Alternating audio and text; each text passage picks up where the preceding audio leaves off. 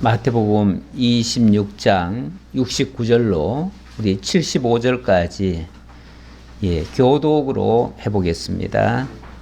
베드로가 바깥들에 앉았더니 한 여종이 나와 이르되 너도 갈릴리 사람 예수와 함께 있었도다 하거늘 베드로가 모든 사람 앞에서 부인하려고 이르되 나는 내가 무슨 말을 하는지 알지 못하겠노라 하며 앞 문까지 나아가니 다른 여종이 그를 보고 거기 있는 사람들에게 말하되 이 사람은 나사렛 예수와 함께 있었도다 하매 베드로가 맹세하고 또 부인하여 이르되 나는 그 사람을 알지 못하노라 하더라. 조금 후에 곁에 섰던 사람들이 나와 베드로에게 이르되 너도 진실로 그 도당이라 내 말소리가 너를 표명한다 하거늘 그가 저주하며 맹세하여 이르되 나는 그 사람을 알지 못하노라 하니 곧 닭이 울더라. 다 같이 이에 베드로가 예수의 말씀에 닭 울기 전에 내가 3번 나를 부인하리라 하심이 생각나서 밖에 나가서 심히 통곡하니라. 아멘. 참 먹먹한 말씀이죠.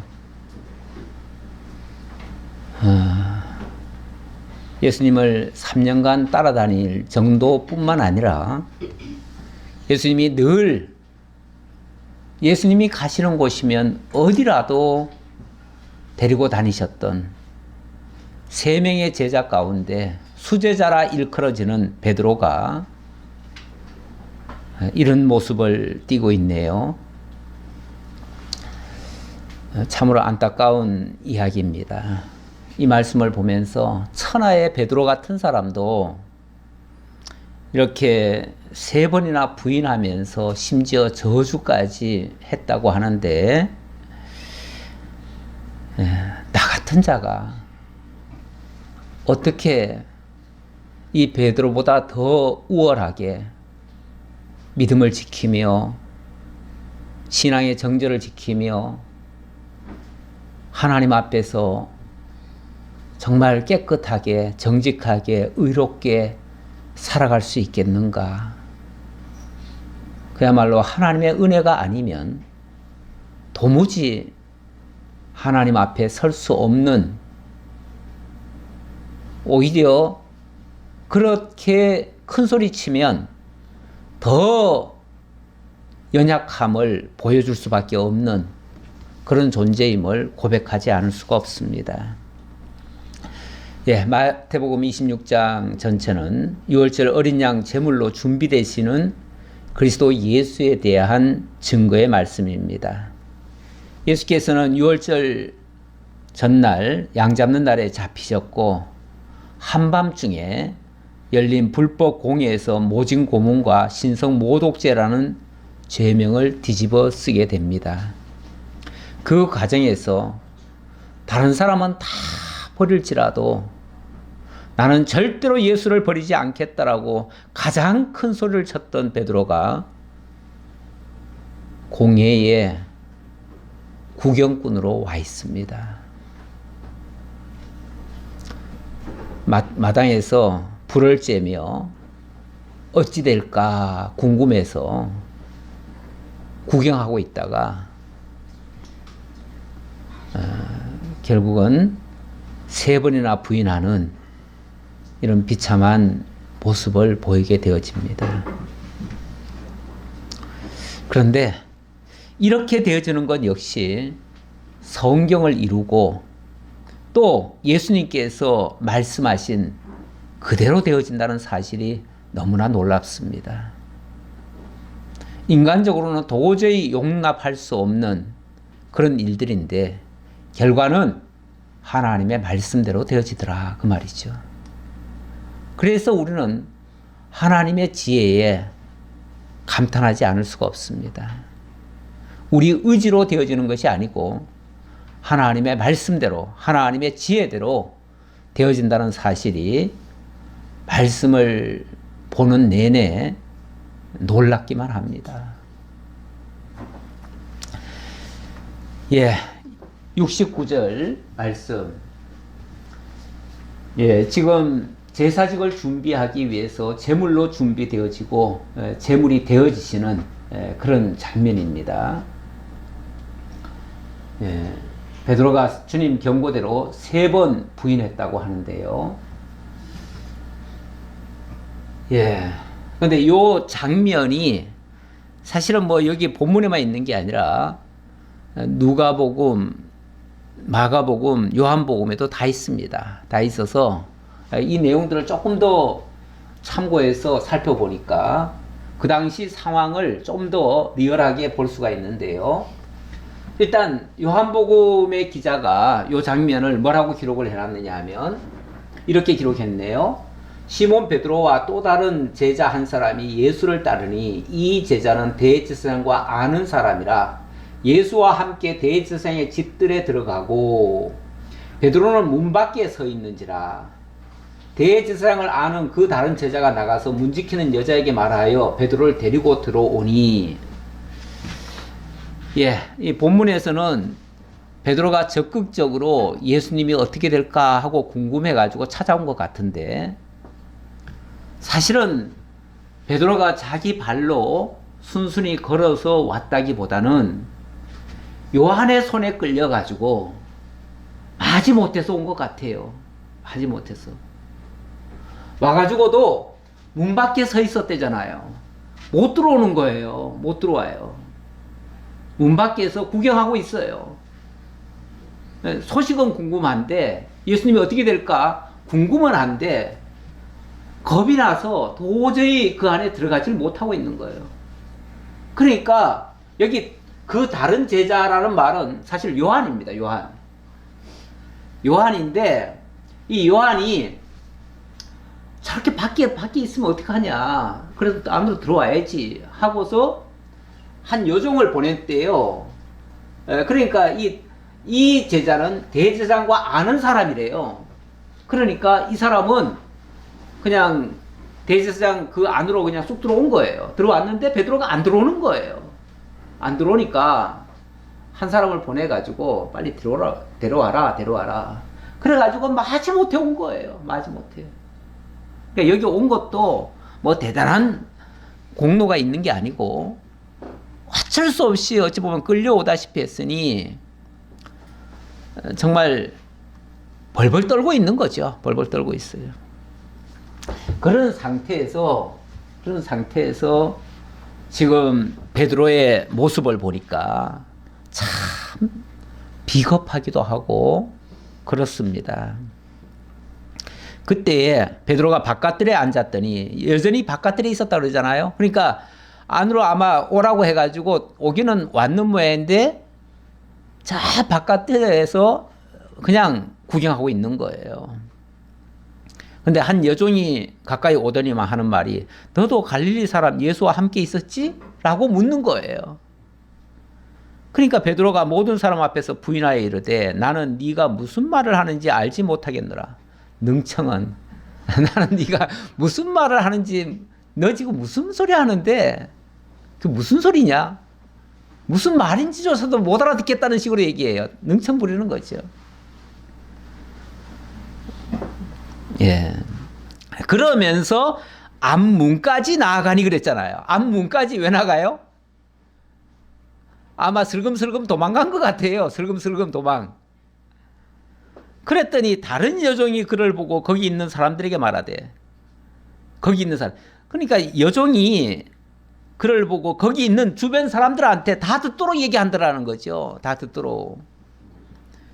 이 사람은 나사렛 예수와 함께 있었도다. 이건 확정적으로 얘기를 해버려요. 조금 전에는 너 같이 있지 않았느냐라고 그냥 질문할 정도인데 난 네가 지금 무슨 소리 하는지 모르겠다 그러니까 이 사람은 확실하게 나사렛 예수와 함께 있던 사람입니다 라고 얘기했다는 거예요. 그러니까 베드로가 그냥 그것을 급히 부인하기 위해서 맹세하고 또 부인하여 이르되 나는 그 사람을 알지 못하노라 하더라. 뭐 어떻게 맹세했는지 모르겠어요. 네. 내가 거짓말이면 내 성을 바꾸겠다 그랬는지 어쨌는지 모르겠어요. 예. 자관 별의별 소리를 다 했겠죠. 사람이 당황하면요, 입에서 평소에 생각지도 못하는 말들이 막 나옵니다. 예. 나중에 책임도 못 질 말들 막 합니다. 그랬더니 조금 후에 곁에 살았던 사람들이 나와 베드로에게 이르되 너도 진실로 그 도당이라 네 말소리가 너를 표명한다 하거늘. 이 말은 처음에는 아무도 의심을 안 했죠. 아무도 의심을 안 했는데 베드로가 막 아니라고 그러면서 자기 말로 뭐 무슨 변명을 하니까 그 변명 속에 뭐가 나와요? 사투리가 나와. 사투리가 나오는데 갈릴리 사투리가 나온 거예요. 갈릴리 사투리가 나오니까 갈릴리 사투리 나오는 거 보니까 너 진짜 그 당이 맞는 것 같다. 그 예수 도당이라고 얘기를 했거든요. 예수당 맞는가 보다. 그러니까 이 여종이 한 말이 거짓말이 아니고 네 말이 거짓말 같으다. 이래버린 거예요. 그러니까 그가 저주하며 맹세하여 이르되, 앞에서는 처음에는 무슨 소리인지 모르겠다 했는데 그 다음에는 막 맹세하고 부인까지 하다가 이번에는 저주하며 맹세하여 이르되 나는 그 사람을 알지 못하노라. 나는 그 사람을 알지 못하노라. 나는 그 사람 몰라요. 내가 그 사람을 안다면요, 내가 저주받아 마땅해요. 사실은 여기 저주하며 맹세하여 이르되는 정확하게 보니까 이 원어로 보니까 이 원어가 자꾸 깨졌는데, 이 말은 뭐 예수를 저주했다는 말은 아니에요. 사실은 예수를 저주했다는 말은 아니고 자기가 자기를 저주하는 말이에요. 만약에 그 말이 사실이라면 나는 저주받아 마땅하다, 이런 뜻이에요.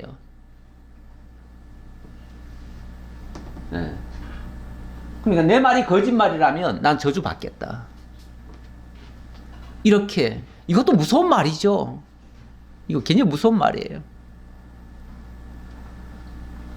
자기 말에 뭔가 확신을 주려고 진짜백이라고 강조하느라고 한 말인데 얼마나 무서운 말인지 몰라요, 사실은.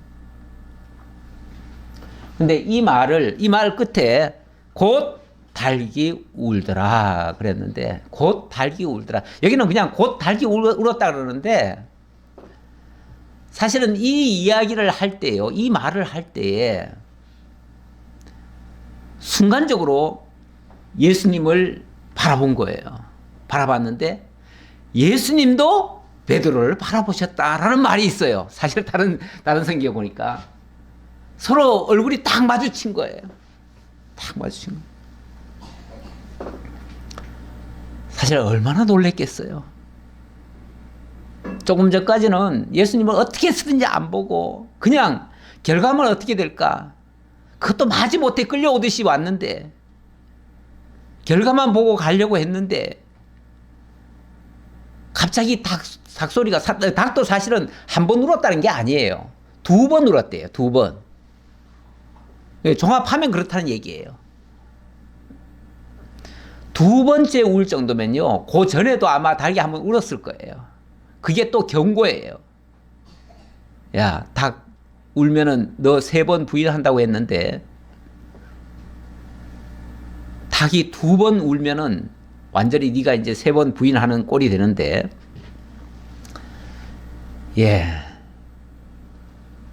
그걸 어찌 보면은 깨우치라고 경종을 울렸을 텐데, 그것도 뭐 그 순간은 뭐 이것저것 없습니다. 다 가려지고 그냥 부인만 한 겁니다.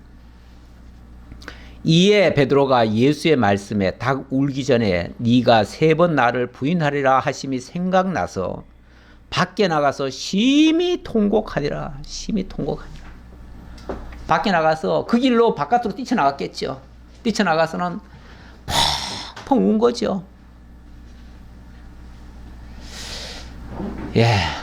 어쨌든 뒤늦게라도 깨달아서 다행이에요. 그렇죠? 깨달아서 다행이에요. 이거 누가복음, 이거는 이제 장면은 다른 장면인데, 예수님이 이 시몬 베드로를 향해서 하신 말씀입니다. 시몬아, 시몬아, 보라, 사탄이 너희를 밀가부로도 타려고 요구하였으나, 그러나 내가 너를 위하여 내 믿음이 떨어지지 않기를 기도하였노니, 너는 돌이킨 후에 내 형제를 굳게 하라. 네, 이 말씀을 왜 가져왔냐면, 사실 베드로 그 자신은 절대로 스스로 예수님을 지킬 만한 능력도, 의지도, 힘도 아무것도 없습니다. 아무것도 없는데, 그래서 이런 일을 만나면 실족할 수밖에 없어요. 실족하면 그대로 망하고 끝나는 거예요. 끝날 수밖에 없어요. 그런데 우리 주님께서 그렇게 연약한 베드로를 향해서 내가 너의 믿음이 떨어지지 않기를 위하여 기도해 준다. 그러니 너는 돌이킨 후에 내 형제를 굳게 하라. 이렇게 만들어 주겠다 그 말이죠. 결국 우리 주님께서 사탄은 이 베드로를 멸망시키려고 이렇게 부인하고 맹세까지 하고 저주까지 하게 했지만은 그 길로 멸망에 처해지는 것이 아니라 우리 주님께서 붙들어 주셔서 그 믿음이 정말 바닥까지 떨어지지 않게 하셔서 결국은 그가 다시 회복될 수 있도록 하셨다. 베드로 자기 힘으로 뉘우치고 회개하고 돌이켜서 새 사람이 된 게 아니고 우리 주님께서 그를 끝까지 붙들고 계셨다. 그의 믿음이 떨어지지 않도록 그를 붙잡아 주셨다. 그 얘기하려고 한 말이에요. 결국 베드로가 회개했기 때문에 용서를 받은 게 아니라 우리 주님께서 그의 믿음이 떨어지지 않기를 붙들어 주셔서 그가 끝까지 견딜 수 있었다. 그 얘기입니다.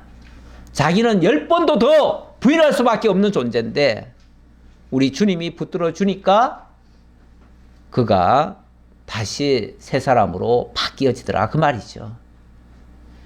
이 말을 또 하는 이유는요. 잠시 후에 또 한 사람 배신자가 있었죠. 예수님을 배신했던 그 사람이 있는데 그 사람 같은 경우는 자기가 뉘우치고 자기가 그 죄값을 담당을 합니다. 그럼에도 불구하고 그는 용서받지 못하고 결국은 멸망에 처해지고 맙니다. 아니 자기 스스로 죄를 뉘우치고 회개하고 죄값도 받고 다 했는데 왜 그는 용서를 받지 못했을까요? 결론적으로는 주님께서 그를 위해서는 붙들어주지 않았다는 얘기예요.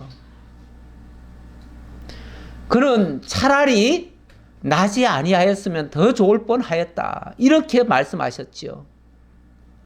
그는 도적이라, 그는 사탄이라, 이렇게도 말씀하셨죠. 그는 처음부터 그런 자였다라고 예수님이 말씀하셨죠. 그래서 너무나 대조가 되기 때문에 제가 일단 이 얘기를 해놓고 27장으로 넘어갑니다. 27장 내용은 조금 전에는 제사직을 준비했다고 그랬죠. 준비했는데 이번에는 제물로 준비가 되어 있기 때문에 이제는 제물이 되었으면 정죄를 받는 거예요. 죄인들의 죄값을 정가를 받는 거예요.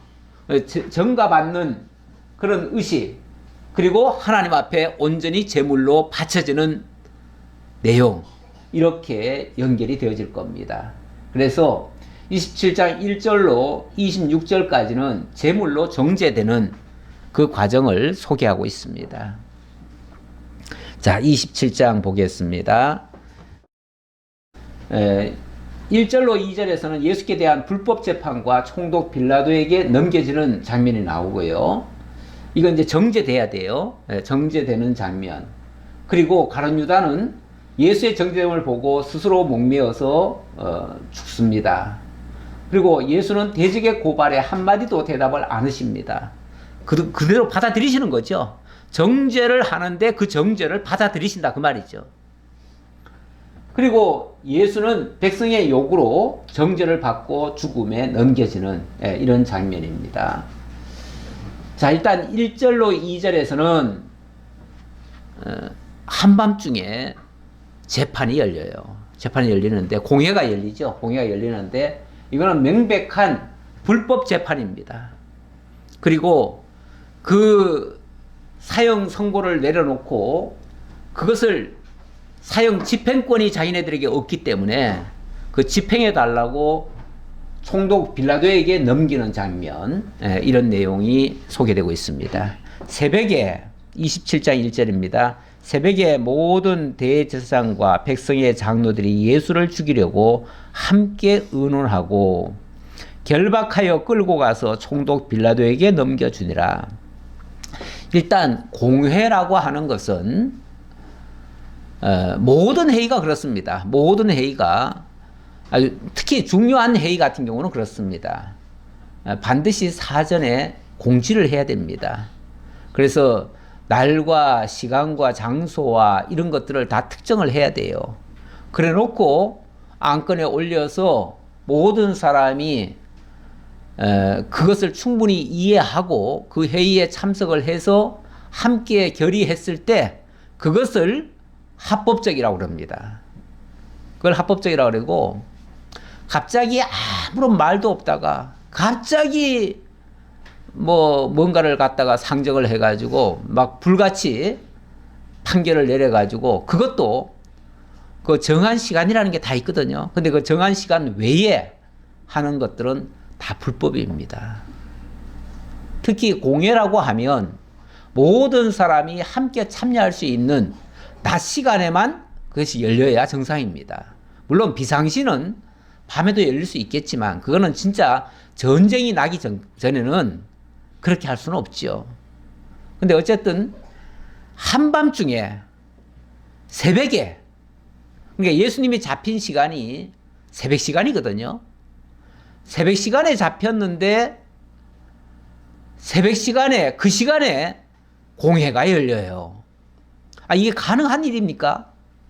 예수가 갑자기 잡혔다면 갑자기 공회가 열릴 수 있습니까? 없지요. 그러면은 공회를 미리 열어놓고 아니면은 그 공회를 열 준비를 다 하고 있다가 예수를 잡아오니까 비로소 공회가 열린 거죠. 그러니까 이거는 사전에 아주 치밀한 계획 속에서 막 즉흥적으로 즉시 이 일처리를 한 거예요. 그러니까 이런 과정이 다 불법이에요.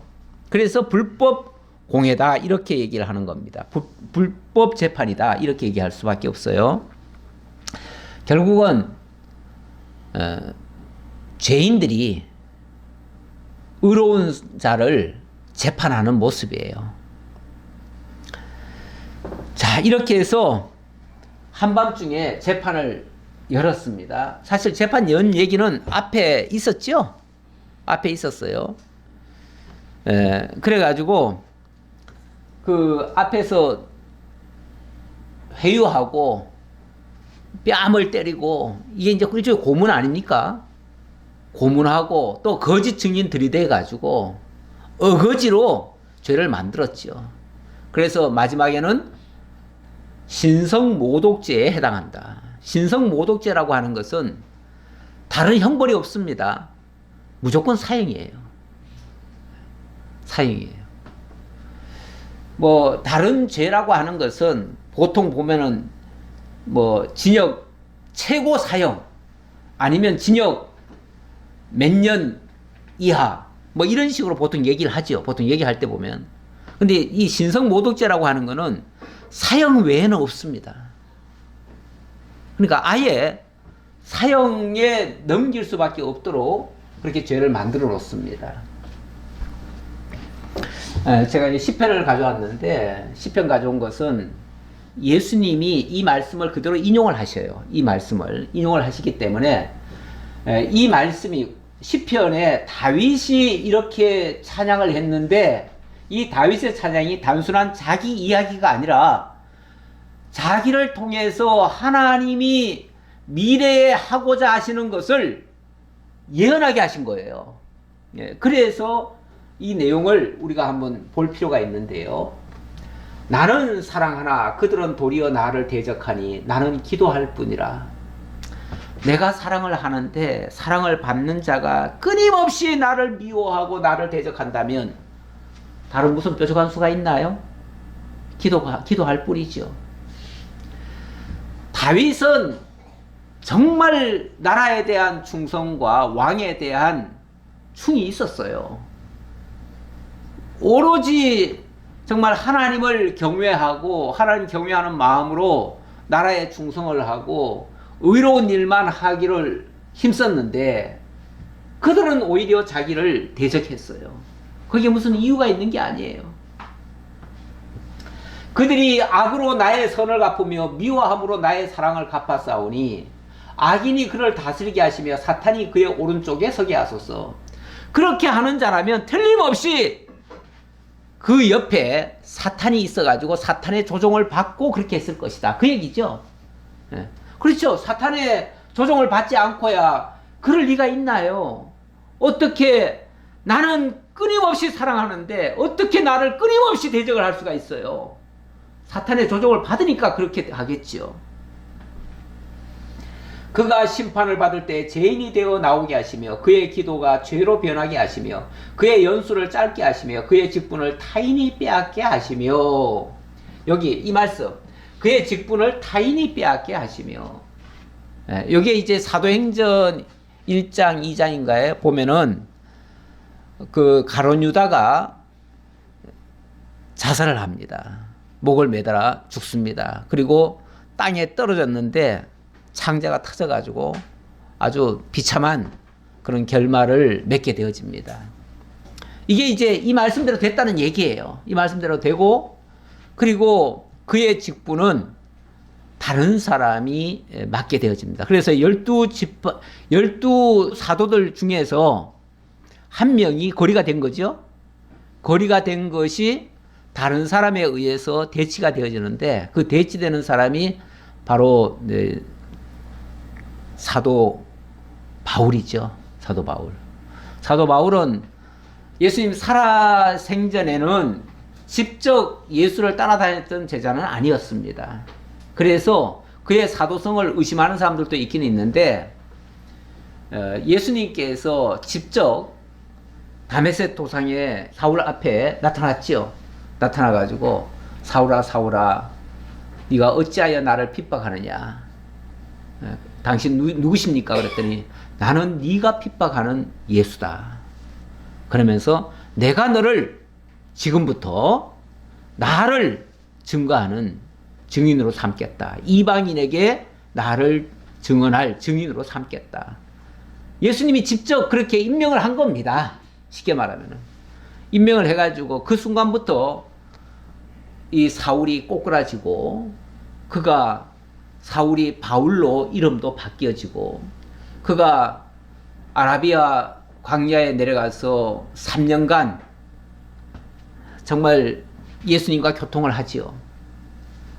그러니까 3년간 예수님을 직접 따라다닌 자는 아니지만 3년간 아라비아 광야에서 예수님과 3년간 교통을 하면서 예수님의 모든 것을 다 수용을 한 거죠. 그리고 나서 본격적으로 공회에서 인정을 받고 베드로가 소개를 하고 그리고 나서 정식으로 공식적으로 사도의 역할을 한 겁니다. 그래서 이 가룟 유다의 그 직분을 타인이 빼앗게 하시며 그 말이죠. 이렇게 되어지니까 그 가룟 유다는 그의 자녀는 고아가 되고 그의 아내는 과부가 되고 그의 자녀들은 유리하고 구걸하고 그들의 집은 황폐한 집을 떠나 빌어먹게 하소서. 이렇게 이제 이거는 마치 다윗이 정말 대적하는 자들, 그 마귀의 종이 돼가지고 자기를 비방하고 수욕을 주는 그들에게 이렇게 되어지게 하소서 했는데, 이게 결국은 가룟 유다에게 적용이 됐다 그 말이죠. 그게 가룟 유다에 대한 예언의 말씀이 되었다라는 뜻이에요. 결국 이 불법 재판과 이 모든 것들이 성경을 이루기 위해서, 이러한 예언의 말씀을 이루기 위해서 되어진 역사였다. 자, 그렇게 보시고 3절 보겠습니다. 그때에 예수를 판 유다가 그의 정죄됨을 보고 스스로 뉘우쳐 그 은 30을 대제사장들과 장로들에게 도로 갖다 주며 이르되, 내가 무죄한 피를 팔고 죄를 범하였도다 하니, 그들이 이르되 그것이 우리에게 무슨 상관이냐, 네가 당하라 하거늘. 참 가룟 유다가 그래도 일말의 양심은 있네요.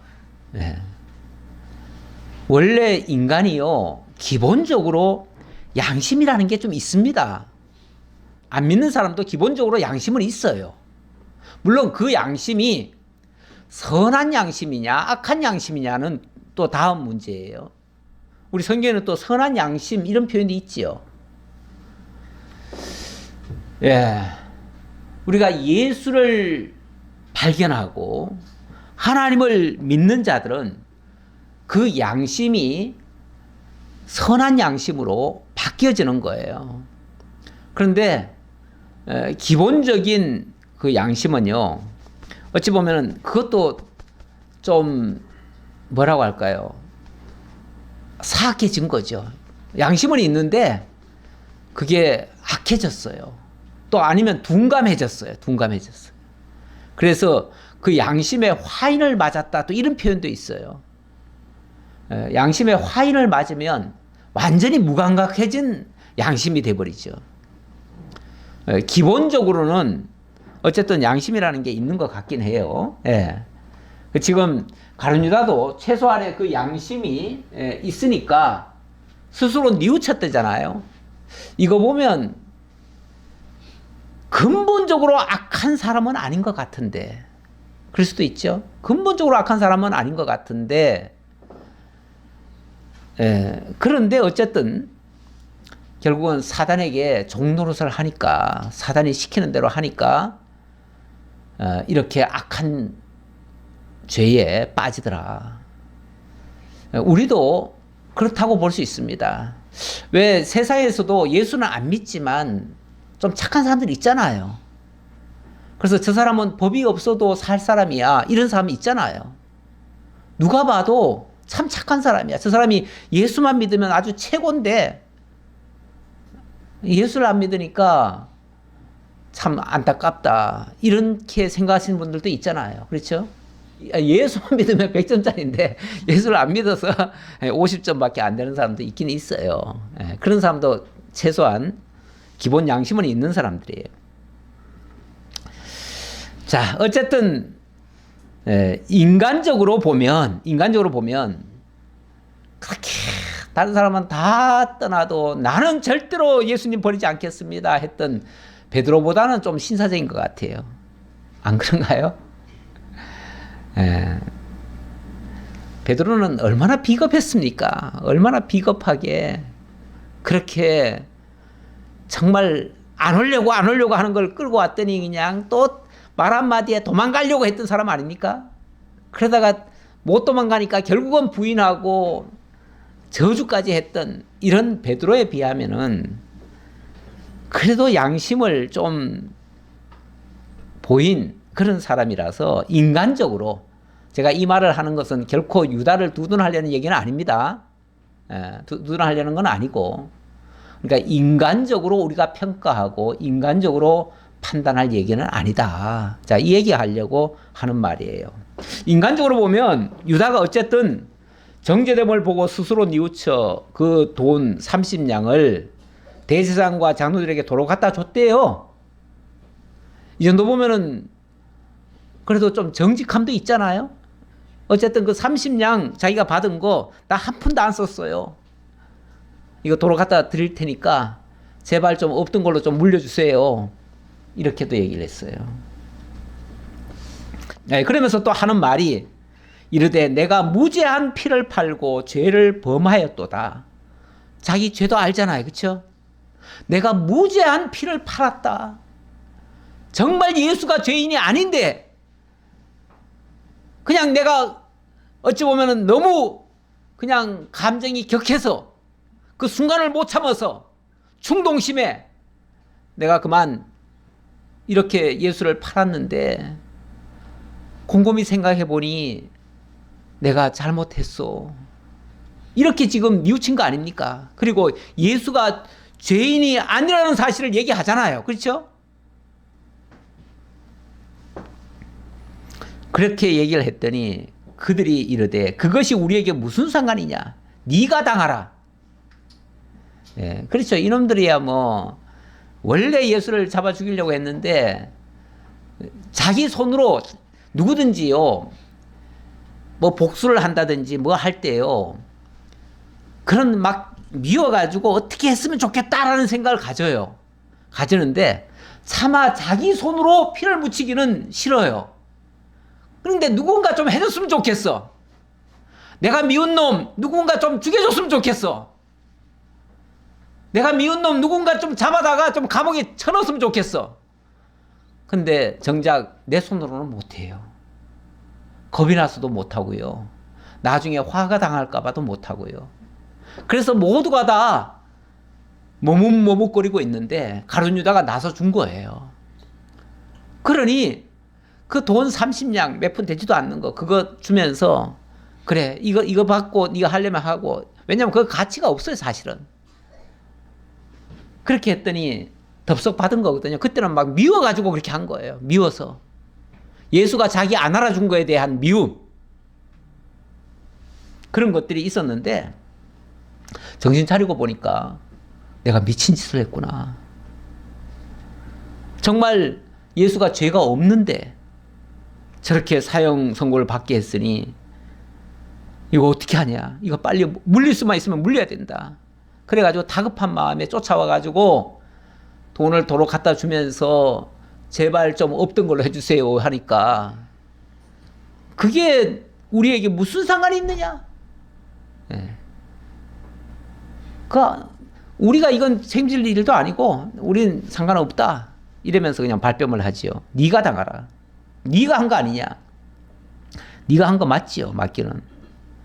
그랬더니 유다가 은을 성소에 던져놓고 돈을 안 받으니까 성소에다가 확 집어 던져놓고는 물러가서 스스로 목매어 죽은지라.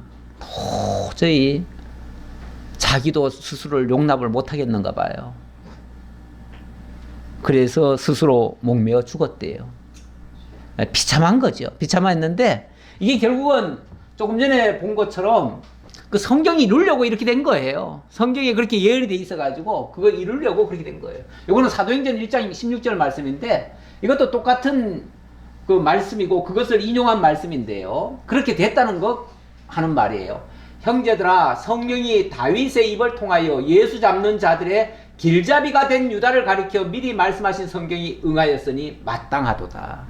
그렇게 된 것이 마땅히 성경이 이룬 거니까 마땅한 거다 그 말이죠. 이 사람은 본래 우리 수 가운데 참여하여 이 직무의 한 부분을 맡았던 자라. 그러니까 사도가 됐었다 그 말이죠. 이 사람이 불의의 싹으로 밭을 사고 후에 몸이 곤두박질하여 배가 터져 창자가 다 흘러나온지라. 얼마나 비참하게 죽었는가를 보여주는 장면이에요. 아마도 일단 목을 맸겠죠. 그런데 그걸 줄을 끊으니까 그냥 땅에 떨어져 버렸어요. 떨어졌는데 그냥 배가 터져버린 거예요. 이렇게 돼서 얼마나 비참한 죽음인가를 그냥 극면적으로 보여주기 위해 그렇게 한 거예요. 그런데 그러면 그 30냥 그건 어떻게 됐는가? 본문 다시 보니까요. 대제사장이 그 은을 거두며 이르되 이것은 핏값이라. 핏값이죠. 그렇죠. 30냥이 핏값이에요. 이거는. 그러니 이것을 성전고에 넣어둠이 옳지 않다 하고 그렇죠. 성전고 다시 말하면 이거는 어찌 보면 핏값으로 지금 주어진 건데 이것이 성전 안에 들어와서 성전에서 쓸 수는 없다 이 말이죠. 이 거룩한 성전에 이 핏값을 넣어줄 수는 없다. 그럼 어떻게 할 거냐? 이걸로 그냥 버릴 수는 없으니까 이걸로 무덤을 하나 사가지고, 그래서 의논한 후 이걸 어떻게 했으면 좋겠느냐, 여기 돈을 집어던지고 갔으니까 이거 어떻게 했으면 좋겠느냐 하니까 사람들이 이제 의견을 낸 거예요. 의견을 냈는데 어떻게 냈냐면, 의논한 후 이것으로 토기장에 밭을 사서 나그네의 묘지를 삼았으니 그러므로 오늘날까지 그 밭을 피밭이라 일컫느니라. 피밭을 하나 산 거예요. 공동묘지에 쉽게 말하면. 그래가지고 그야말로 나그네들, 길에서 죽은 사람들, 그런 사람들의 공동묘지로 쓰게 했다 그랬는데, 나중에 보니까 이것도 성경을 그대로 이룬 것이다 그랬어요. 이 일이 예루살렘에 사는 모든 사람에게 알리어져 그들의 말로는 그 밭을 아겔다마라 하니 이는 피밭이라는 뜻이라. 시편에 기록하였으되 그의 거처를 황폐하게 하시며 거기 거하는 자가 없게 하소서 하였고, 또 일렀으되 그의 직분을 타인이 취하게 하소서 하였도다. 이 말씀을 다 이뤘다 그 말이죠. 결국은 거기는 사람이 살만한 장소는 아니고 그야말로 죽은 시체가 거하는 장소, 무덤이 됐다 그 말이에요. 예. 이에 선지자 예레미야를 통하여 하신 말씀이 이루어졌나니 일렀으되 그들이 그 가격 매겨진 자 곧 이스라엘 자손 중에서 가격 매긴 자의 가격 곧 은 30을 가지고 토기장의 밭값으로 주었으니 이는 주께서 내게 명하신 바와 같으니라 하였더라. 예, 여기는 이제 더 구체적으로 예레미야의 예언까지 이루어졌다 그랬는데, 저는 좀 이거는 시편의 예언이고요. 예레미야에 보면 예레미야에게 하나님이 은 30냥을 가지고 그 토기장의 밭을 사라는 말씀이 있어요. 그래가지고 거기도 이런 비슷한 이야기가 나오는데 바로 그 예언의 말씀이 또 이루어졌다. 그래서 시편의 예언도 이루어졌고 이 예레미야의 예언도 이루어졌다. 그 뜻으로 한 말이에요. 예. 말씀을 보는 내내 놀라운 것은 하나님의 말씀은 한 번 주어진 것은 땅에 떨어지지 않는다는 사실. 모든 것은 다 성경을 이루고 하나님의 약속을 이루어서 결국은 구원의 약속을 이루어 가신다는 사실입니다. 이런 것을 오늘 말씀을 통해서 우리에게 확인해 주셨습니다.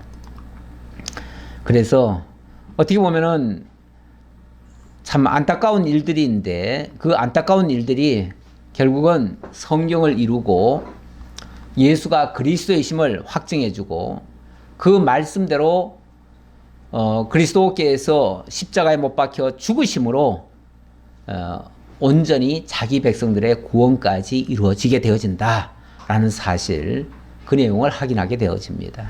그러니까 이게 단순히 악인들의 그 결말만 보여주는 게 아니라 이 죄값을 결국은 예수님이 지금 다 받는 거 아닙니까? 다음에 보면 좀 더 구체적으로 어떻게 그 전가 받는지에 대한 내용이 나오는데, 이렇게 받은 그 죄값이 결국은 모든 죄인들을 위해서 죽어지게 되어지고, 그것을 믿는 자들, 그러니까 예수를 믿는다는 것이 그냥 인간 예수를 믿는 게 아니라 그 예수가 하나님의 약속대로 오신 메시아이시고 또 우리 죄를 위하여 죽어주신 그 십자가의 그 희생을 믿는 자들은 그런 얘기도 되는 거예요. 그러니까 그렇게 되어졌을 때 우리의 죄가 그분에게 전가되어서 그분에 의해서 구속함을 받는 거죠. 제사함을 받는 거죠. 그렇지 않고 단순히 인간 예수 믿으면 구원받습니다, 이런 차원이 아니다 그 말이죠. 그분이 하신 그 일이 우리를 온전한 구원에 이르게 하신다. 여기까지 오늘 살펴보았습니다. 기도하겠습니다. 하나님 감사합니다. 하나님의 하신 일이 정말 털끝만큼도 임의적으로 이루어지는 것이 아니라 하나님의 약속대로 이루어지고 그 약속대로 유월절 어린 양으로 죽어지신 그 예수가 바로 우리를 위한 대속의 제물이었다는 사실을 오늘도 깨달았습니다. 그 은혜가 오늘 우리에게 주어졌고 그 사실이 들려지고 믿어지고 깨달아지게 하신 것 너무나 감사합니다. 이제 그 예수를 나의 주요 나의 그리스도로 영접하고 그분의 발자취를 따라 그분이 가신 그 길을 우리도 따라가는 저희 모두가 되게 하옵소서. 모든 걸 감사드렸고 예수님의 이름으로 기도하옵나이다. 아멘.